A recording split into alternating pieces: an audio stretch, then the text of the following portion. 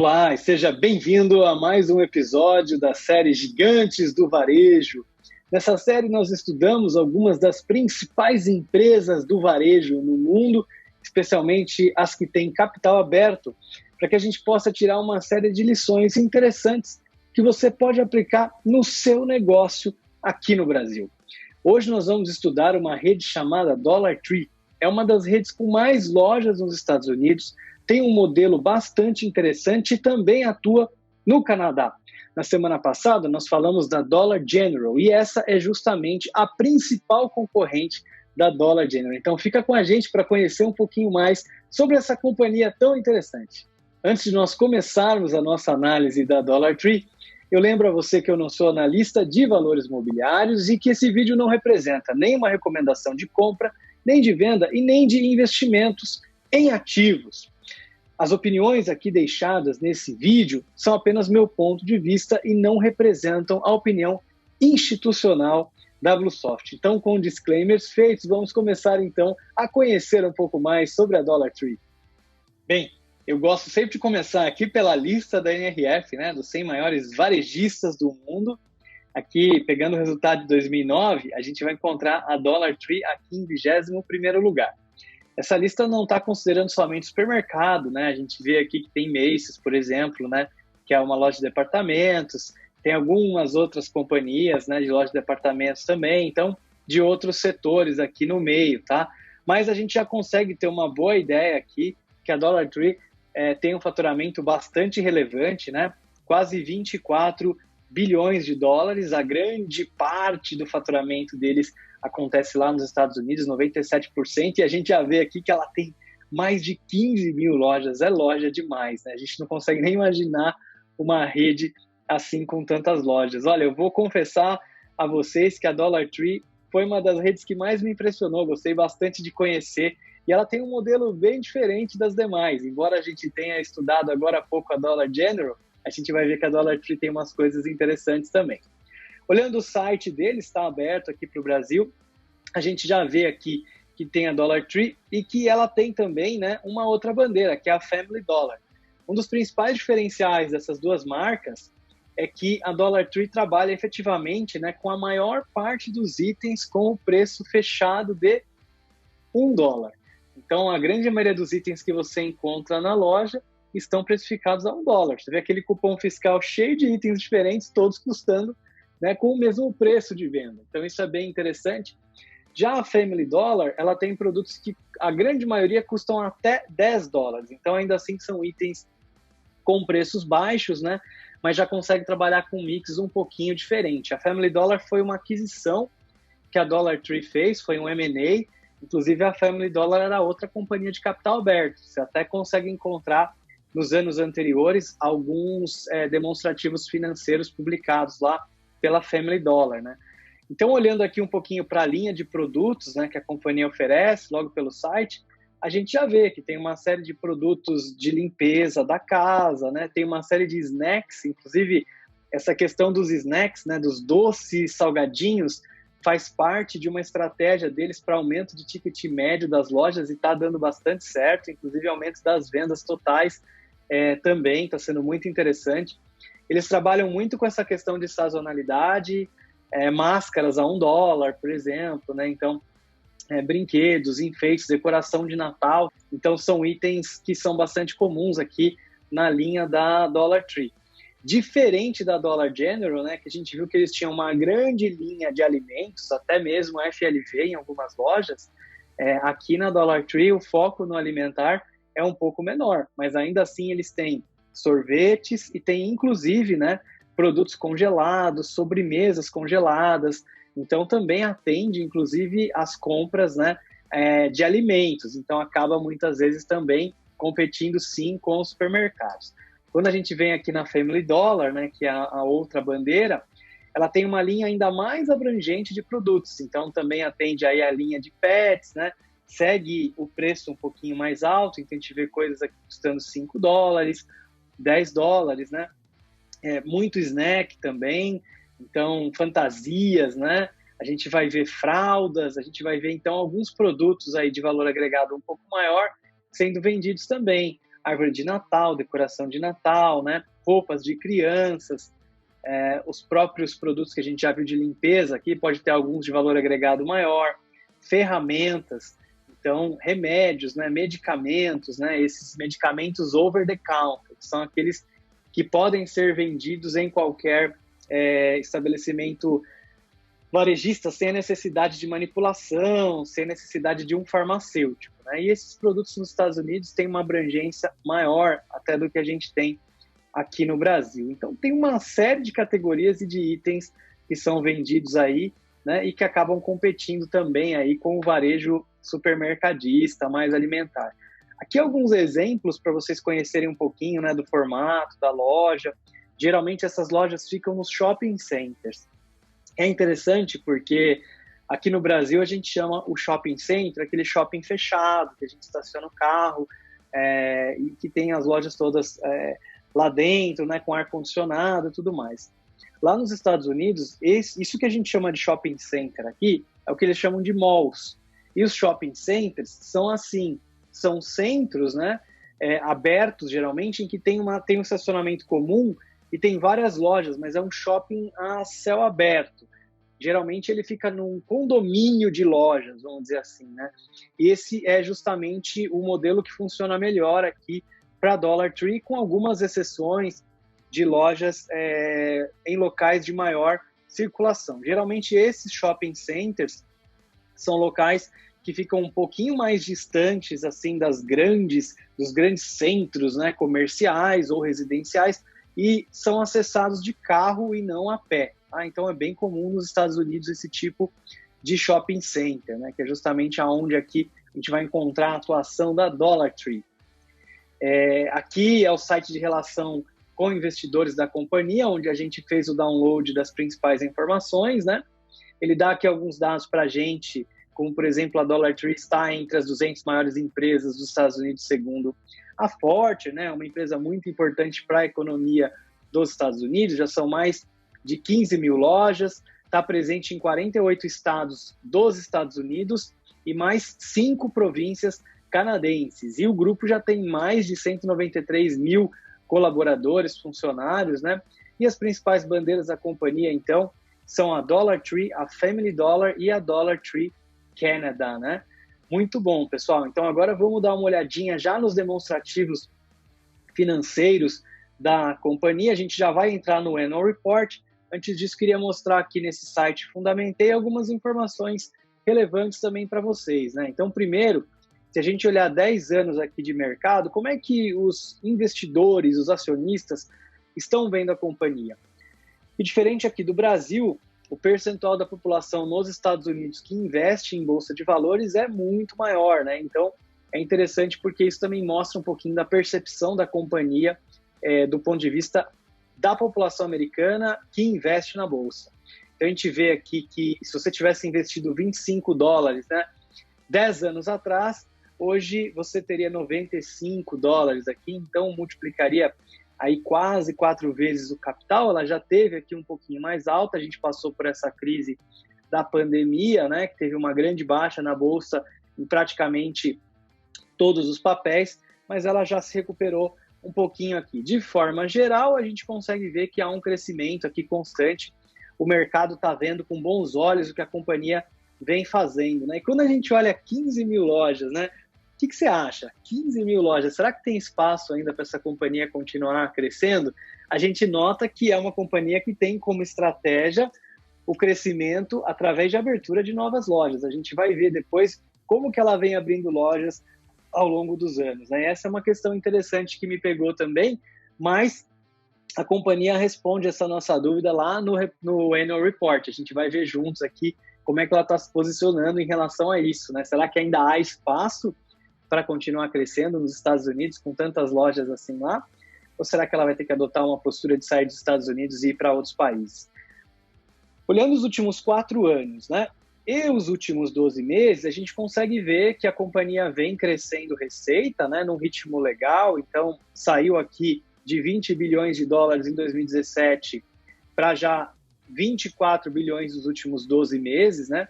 Ela tem um EBITDA aqui bem interessante também, né? Cerca de 2 bi aqui, né, praticamente 2 aqui, que chegou em 2017, então, a ser perto aí de 10%, né, de margem EBITDA, então é uma margem aqui realmente interessante, caiu um pouquinho aqui ao passar dos anos, né, mas continua sendo uma margem relevante, que chega numa margem líquida de 3%, né, uma margem líquida de 3%, que está muito próximo de praticamente todos os demais varejistas que a gente vem estudando aqui ao longo do tempo. Muito difícil a gente encontrar varejistas com margens maiores, né? A gente encontrou uma exceção aí nos vídeos passados, não sei se você vai lembrar qual é, que chegava a 7%, mas não é tão comum. A grande maioria está nessa faixa aí de 2% a 4%, na verdade. A gente vê que ela tem uma posição de dinheiro que vai flutuando um pouquinho, né? E que o endividamento da companhia veio aumentando um pouquinho. Mas aqui esse endividamento de 4 para 10 tem um fator interessante que, na minha interpretação, queria que você colocasse aqui se a sua interpretação é a mesma. Isso aconteceu por conta das novas demarcações contábeis de aluguel e leasing, né? Aqui no Brasil a gente teve um CPC também especial em relação a isso, e tem a IFRS 16, que é uma norma contábil que faz com que você, a grosso modo, lance no passivo não circulante tudo que você tem de contrato de aluguel para o futuro a pagar, trazendo isso para valor presente. Então, na Bluesoft, nosso contador lançou isso também. Eu quase caí de costa a primeira vez que eu vi esse aumento no passivo, né? Mas é justamente por conta dessa questão contábil aí, de ter que fazer o lançamento total desse contrato de aluguel. Então, por isso que a gente vê um aumento de dívida também aqui, né? De 4 para 10, a gente vai confirmar essa informação lá no balanço depois para ver se isso faz sentido ou se não faz. É uma companhia que também investe, né? Está sempre investindo em CAPEX, e os investimentos têm também aumentado, né? Junto com aqui o faturamento num ritmo até maior.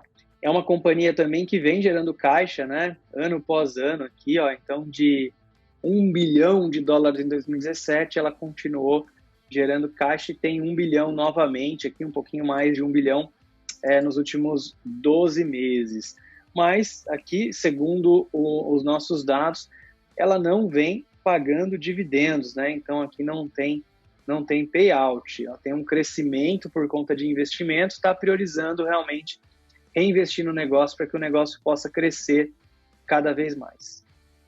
E agora, finalmente, então, vamos entrar juntos aqui, né, no relatório anual da companhia já de 2020, né? Então a gente vê aqui as duas principais marcas logo na capa, Dollar Tree e Family Dollar. E eu reservei aqui algumas coisas interessantes, né, para a gente conversar. Isso a gente já falou, já viu, né? Então, mais de 15 mil lojas, 48 estados, 193 mil colaboradores, a grande maioria das coisas precificada a $1 na Dollar Tree, na Family Dollar $10 ou menos. A gente já viu aqui que tem um crescimento grande de vendas e que a estratégia da companhia vem sendo reinvestir no crescimento através de abertura de novas lojas, né? Então, quase todos os anos aqui ela abre muitas lojas novas, né? Aqui uma imagem dos produtos que a companhia vende. Então, muitos produtos das principais indústrias norte-americanas, né? Você que é supermercadista já sabe disso, mas a gente tem ali cerca de 12 indústrias norte-americanas, né? Que representam mais de 80% do carrinho, né, da maioria das famílias norte-americanas. Então, são marcas muito fortes ali, como a gente tem também aqui no Brasil, né, Unilever, P&G, Johnson, Kimberly-Clark. Então, essas marcas também são muito fortes lá nos Estados Unidos. Então, muitos dos produtos aqui que são vendidos, comercializados lá na Dollar Tree, também vêm dessas indústrias.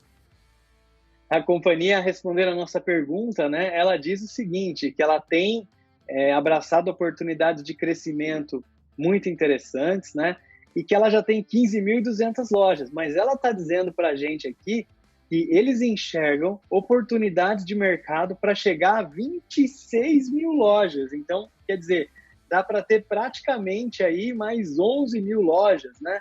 Dá para crescer bastante. De 15 mil a gente ter mais 11 é um crescimento bastante expressivo. Isso somente falando da América do Norte, que eles nem estão falando ainda, né, de ir além dos Estados Unidos e Canadá. Então, respondendo lá a minha principal dúvida, que pode ter sido a sua também, eles estão contando aqui para a gente que, apesar de ter 15 mil lojas, não parou por aí não, tem muito crescimento que eles enxergam pela frente, né? Muita oportunidade segundo os estudos deles. Em 2020, eles tinham o objetivo de abrir mais 550 lojas, né? Não preciso dizer para você que 2020 foi um ano muito maluco e que essas coisas podem ter mudado. Então, quando sair o report 2021, em breve, a gente volta para dar uma olhada e a gente vai conseguir entender se eles conseguiram executar ou não essa abertura de 550 lojas aqui, né? Bateram um recorde de vendas, né? 2,4 bi de transações de clientes, então é um número também bastante expressivo, né? Que seria o número aí na sua loja, você contar quantos cupons fiscais passaram por suas lojas, né? E aí que você pode fazer uma comparação. Esse número é bastante interessante, eu sempre recomendo que você faça, que é comparar o crescimento de vendas em mesmas lojas, né? Especialmente numa rede como essa aqui da Dollar Tree, que todo ano abre muitas lojas, a gente viu aí 550 previstos para abrir em 2020. Quando a gente olha só o crescimento da receita total, a gente pode estar perdendo eficiência nas lojas com o tempo e não perceber isso. Então é muito interessante a gente comparar o crescimento somente das lojas que já estavam abertas nos últimos 12 meses e, inclusive, fazer uma outra análise depois, descontando a inflação, para ver se efetivamente a gente está tendo um crescimento não só nominal, mas um crescimento real nas vendas, né? Um efetivo aumento de ticket médio ou, de repente, um aumento de fluxo nas lojas. Então, vale bastante a pena você fazer essa análise. Você que já é cliente da Bunsoft, a gente tem um dashboard no BI, chamado Dashboard de Crescimento de Vendas, que você tem uma visão justamente de crescimento nas mesmas lojas, que vai te dar esse indicador aqui do Same Store Sales. Então, aqui no caso da Dollar Tree, a gente está falando de 1,8%, né, de crescimento. No ano anterior tinha sido 1,7%. Então, dá para ver que é mais ou menos isso que eles estão crescendo aí, tá? Nos Estados Unidos, ultimamente, eles têm tido uma taxa de juros menor do que 1%. Então, está um crescimento real aí, respeitável para essa quantidade de lojas, né, pessoal? Eles também estão fazendo renovação, então reformando lojas, né? Isso também é muito importante para manter a competitividade das lojas já abertas. E também estão, além da expansão, realocando algumas lojas. 62 lojas que eles estão mudando de local, indo para um local maior, indo para um local melhor.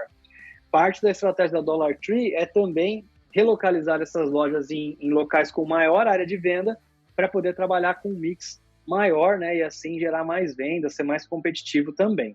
Aqui também, né, estão comentando com a gente que eles continuam gerando, né, fluxo de caixa que vai além da necessidade de investimento que eles têm, e eles estão utilizando isso para pagar dívidas. Então, por isso que não tem também pagamento de dividendos. O excesso da geração de caixa, que não é investido em abertura de lojas, né, em reforma de lojas, em tudo isso, está sendo investido justamente está sendo revertido para reduzir as dívidas da companhia.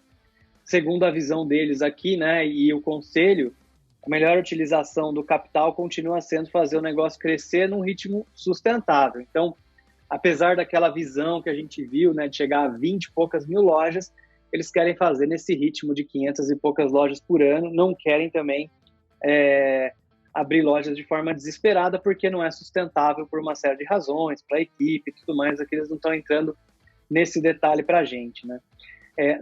No momento atual de mercado, eles resolveram suspender a recompra, né, de ações. Muitas companhias que querem remunerar o investidor nos Estados Unidos, em vez de distribuir dividendos, eles recompram ações. Assim, as ações que ficam na mão dos investidores passam a valer mais do que valiam antes, porque tem menos ações em circulação.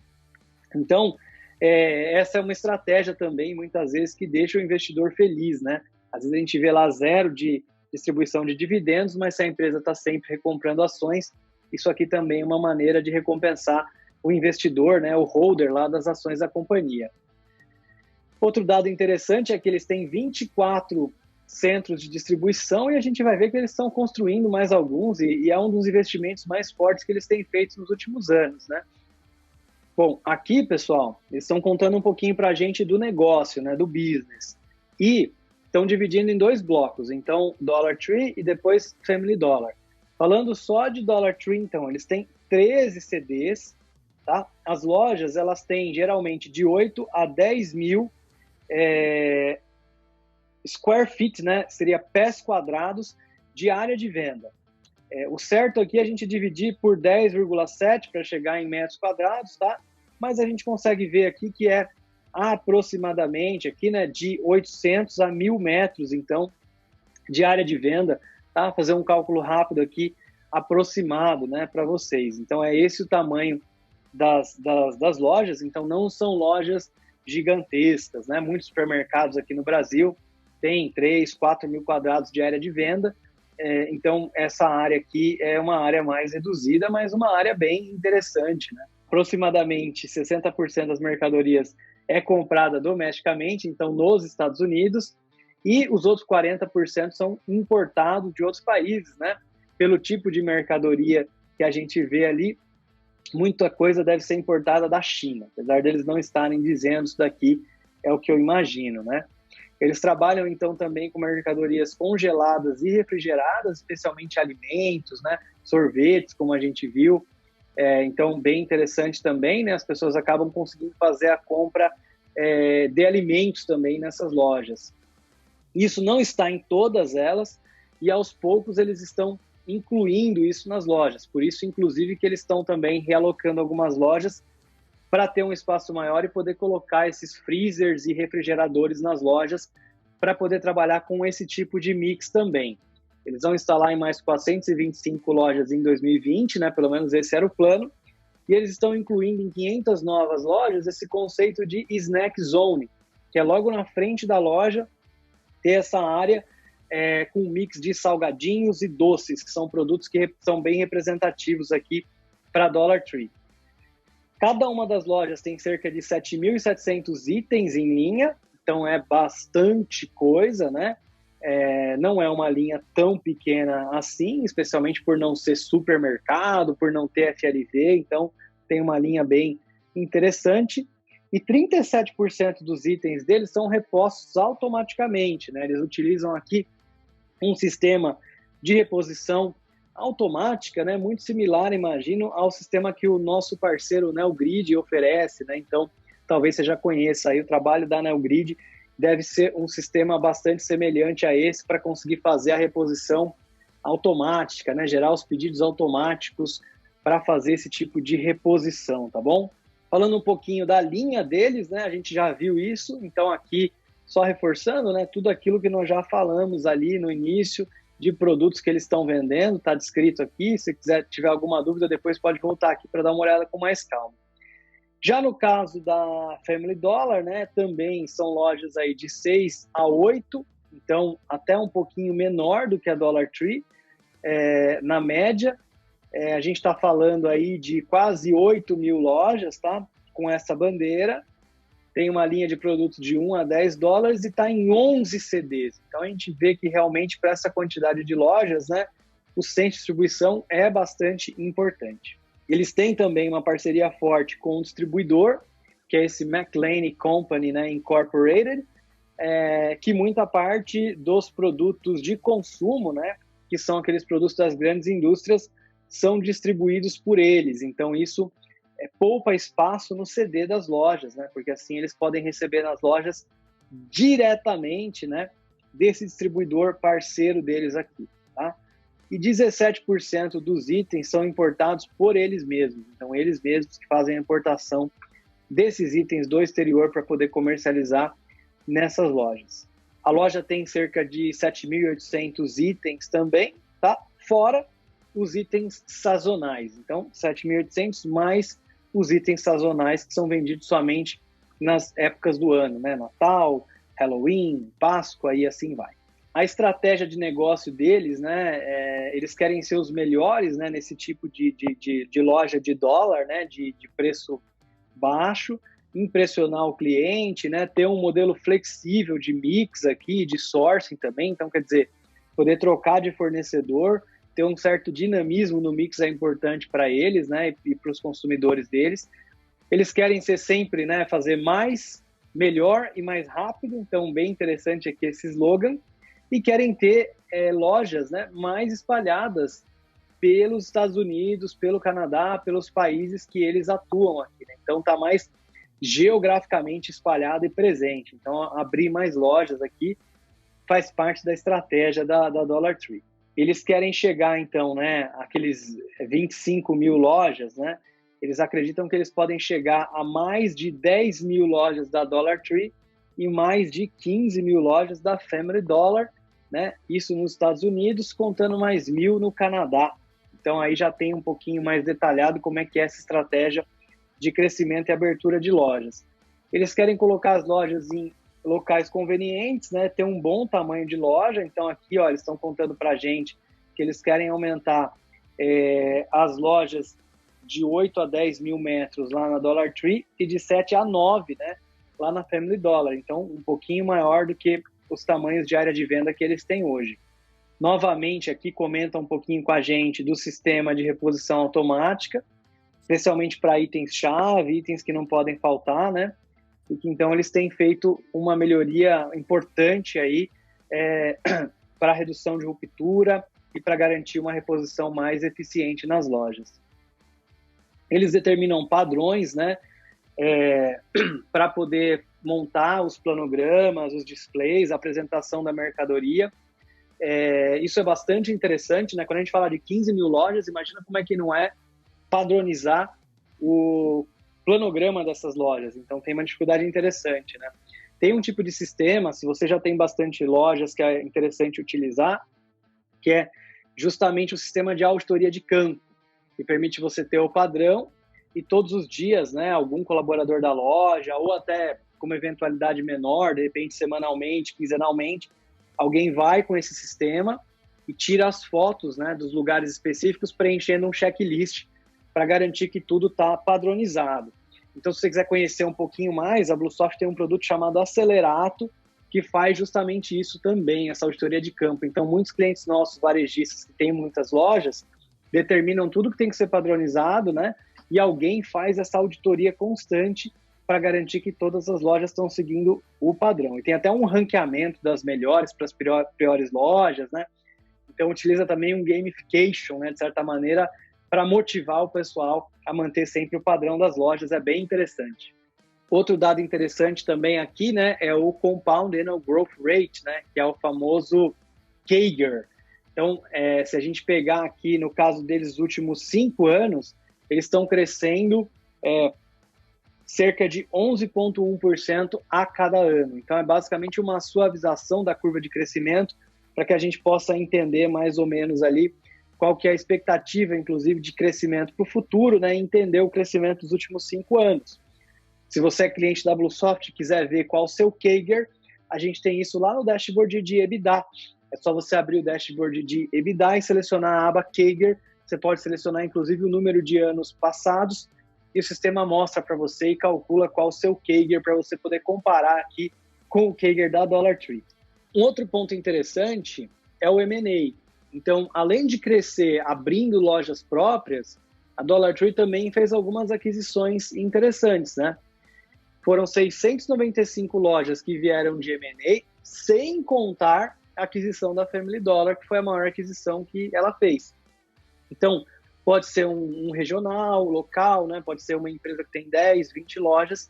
É uma maneira de crescer mais rápido também, absorvendo, então, a operação desses clientes, e daí faz a transformação da bandeira para a Dollar Tree. Tá? Eles não mantêm, né, as bandeiras das empresas que eles compraram, excluindo, claro, a Family Dollar, que foi mantida, as demais não. Então, nos últimos anos, a gente vê que foi um esforço bastante grande para a abertura de novos CDs, né? Inclusive, está sendo aberto aqui, está sendo construído um CD com mais de 100 mil metros quadrados, né? No Texas, nessa cidade de Rosenberg, tá? Eles já completaram a construção de um outro CD em Ohio, também aqui com cerca de 100 mil metros quadrados, e no ano anterior eles anunciaram um outro na Flórida, tá bom? Que tem mais de 100 mil metros quadrados aqui, né? 1,7 milhões, né, de metros quadrados. Então, a gente vê aqui também que, com certeza, isso faz parte da estratégia de crescimento e talvez, né, próximos a esses CDs é onde a gente deve poder esperar um maior crescimento do número de lojas nos próximos anos. Cerca de 90% dos produtos que são vendidos na Dollar Tree vem de CD e cerca de 73% dos produtos da Family Dollar vem do CD também, tá? Tem outros 14% na Family Dollar, como a gente tinha falado lá em cima, que vem desse distribuidor parceiro aqui, que é o McLane. E quem são os concorrentes, né, da Dollar Tree? Então, outras empresas de Dollar Store, são as lojas que vendem a $1, outras empresas que vendem até $10, né, que é o Multi-Price Dollar Stores, atacadistas, né, atacarejos, quem vende online, né, Amazon, por exemplo, e tantas outras, os discount retailers, né, aqueles que vendem a preços muito baixos, como, por exemplo, seria o caso de um dia aqui no Brasil, né, drugstores, as farmácias, como Walgreens, CVS, que nós vimos, lojas de conveniência, como a Case General Store, que nós já estudamos o balanço também. Então, basicamente, todo mundo que vende alimentos aqui, eles colocaram como potenciais concorrentes, além dos e-commerces também. Como é que eles vão se diferenciar de todos esses caras? Eles acreditam que eles vão oferecer alto valor agregado, alta qualidade e baixo custo numa loja com design bem atrativo e bacana, num local conveniente de fácil acesso para os seus clientes. E eles comentam aqui que não tem muita barreira, né, para que outras empresas entrem no mercado e concorram com eles. Qualquer pessoa com capital ou com acesso a capital que possa se endividar consegue montar um negócio varejista, fazer acordos com a indústria e começar a vender os produtos, né? É claro que não é tão simples assim, tem uma série de coisas além de capital, conhecimento e tudo mais que é necessário, mas a barreira de entrada é relativamente baixa comparado com outros setores. Em termos de colaboradores, eles têm então aqui 57 mil aproximadamente full-time, né? E a vasta maioria são colaboradores que trabalham part-time, né? Quer dizer, ali até 6 horas, 30 horas por semana, tá?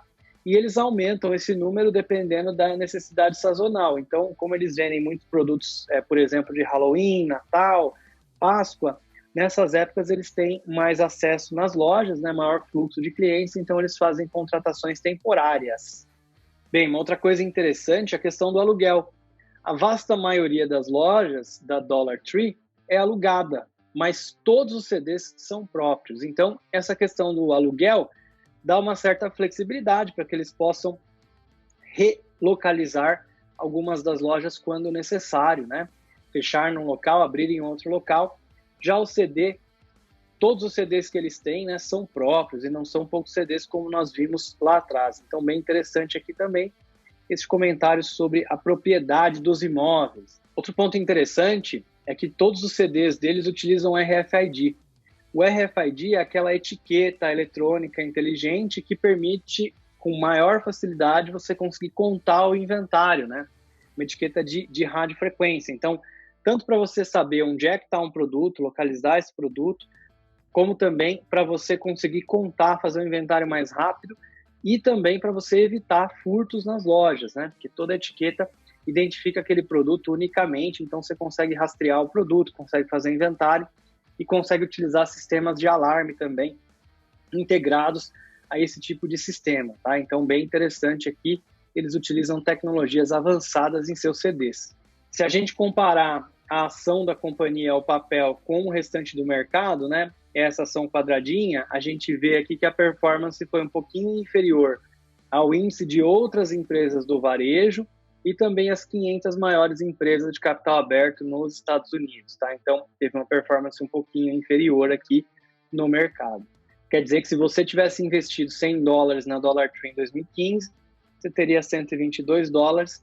Se tivesse investido, né, no ETF, que tem todas as empresas do varejo, você teria 253. É claro que muito desse crescimento aqui, né, pessoal, é puxado aí pela Amazon, né, pelos varejistas online que tem um crescimento fora do normal.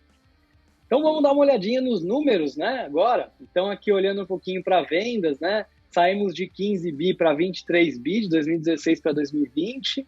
Então um crescimento bem interessante, né? Aqui a margem da companhia, né? O lucro bruto aqui saiu de 4,6 bi para 7 bi, então teve um crescimento interessante também. E aqui a gente vê também o crescimento das despesas gerais e administrativas, que aumentaram de 3 para 5. Depois a gente consegue ver um pouquinho aqui também dos percentuais em relação às vendas, né? Para a gente entender se está mantendo a proporção. Então, esse é um estudo bem interessante também para você fazer na sua empresa, né? Começar a observar as principais despesas ao longo do tempo em relação ao total de vendas, especialmente quando você está expandindo. Isso pode te dar uma dica de onde você pode ter que prestar mais atenção e, eventualmente, tentar controlar ou cortar custos. Então, aqui, né, olhando de uma forma mais grosseira, está tudo somado numa conta só, mas a gente consegue ver que a despesa está aumentando um pouquinho, ela já saiu um pouco de controle em 34%, muito provavelmente logo depois da fusão, né, com a Family Dollar, porque a gente vê um aumento bem expressivo de 2018 para 2019, e depois a gente vê também aqui que teve uma recuperação bem interessante e voltou aqui aos patamares mais normais. Ainda assim, ficou acima dos 23% que tinha antes, né? A margem bruta, que era 30, continua perto de 30, está um pouquinho menor aqui, mas a gente vê que eles têm conseguido fazer um bom trabalho de manter a margem controlada. No final das contas, aqui o lucro está próximo também, né? Aqui 6,8, 5,3, apesar de estar bem mais instável, né? Chegou a ter uma posição bem mais interessante, chegou a 9%, depois deu prejuízo para conseguir recuperar agora aqui para os 5,3%, né? E o lucro líquido, então, da companhia, que também está variando bastante, né? De 1,8% aqui em relação às vendas para 3,5% em relação às vendas, tá? Então, isso é interessante, né? Uma análise bacana para a gente conseguir entender o que está acontecendo. Eu recomendo sempre que você faça isso na sua empresa também. Quando a gente olha aqui já pro balanço, né, é interessante a gente ver que a posição de capital da companhia está reduzindo. Eles já contaram para a gente lá em cima que eles estão usando esse capital para pagar a dívida. Vamos dar uma olhadinha se a dívida de fato está diminuindo ou aumentando, né? A gente vê que o total de ativos vem aumentando. A gente viu lá em cima que eles têm construído CDs, né? Então foram 3 novos aí nos últimos anos. Então acredito que boa parte desse ativo venha de lá. E a dívida, de fato, quando a gente olha aqui, ó, ela está diminuindo, né? Saiu de 7,4 para 3,8. Mas aí vem aquele ponto que eu estava comentando com vocês. O leasing aqui, ó, acrescentou 6,2 bi de leasing do nada, né? Por que acrescentou do nada? Se eles sempre fizeram contratos naquele período de 15 anos, por que agora tem esse valor novo? Então, muito provavelmente, isso daqui é por conta das novas normas contábeis. Então, eles não lançavam isso antes e agora começaram a lançar. Então, apesar da companhia estar menos endividada, quando a gente olhar para o indicador de dívida hoje, ele vai estar mais alto, porque agora estão sendo lançados esses contratos de aluguel aqui que antes não eram lançados, tá? Se você tiver uma interpretação diferente ou melhor dessa situação aqui, deixa aqui nos comentários que eu quero entender também o seu ponto de vista. Mas na minha percepção é isso aqui que está acontecendo. O endividamento estava diminuindo, só que agora com esses aluguéis que estão sendo lançados aqui, a gente fica com uma impressão que a dívida está mais alta, né? Aqui a gente consegue ver um pouquinho do número de lojas, então saiu de 13 para 15, né? A gente vê que do Family Dollar foi onde eles mais fecharam loja, chegou a 8 e agora está 7,7. Natural, né? Fechar as lojas que não estão performando. A venda por metro quadrado da Dollar Tree vem aumentando bastante. A venda por metro quadrado da Family Dollar aumentou bastante e caiu um pouquinho aqui no último exercício. E finalmente, aqui interessante a gente ver também, olha, o aumento, né, das vendas ano após ano de 8%, 8%, 7%, 2% e 3%. Então, parece que o ritmo de aumento aqui de vendas deu uma caída. Em contrapartida, quando a gente olha o aumento das vendas nas mesmas lojas, ele está aqui sempre próximo a 2%. Então, isso é um indicador para nós de que o que está acontecendo é que nos últimos anos eles vêm tendo uma quantidade menor de lojas, um ritmo menor de abertura de novas lojas do que eles tinham antes, né? Por isso que a gente vê um crescimento total aqui menor. A gente viu que foram fechadas várias lojas, foram abertas outras, né? Mas houve uma queda nesse ritmo, é isso que esses indicadores aqui mostram para a gente. E aqui a gente tem um pouquinho mais de detalhe sobre essa questão das lojas, né? Então, algumas lojas foram totalmente novas, outras mudaram de bandeira.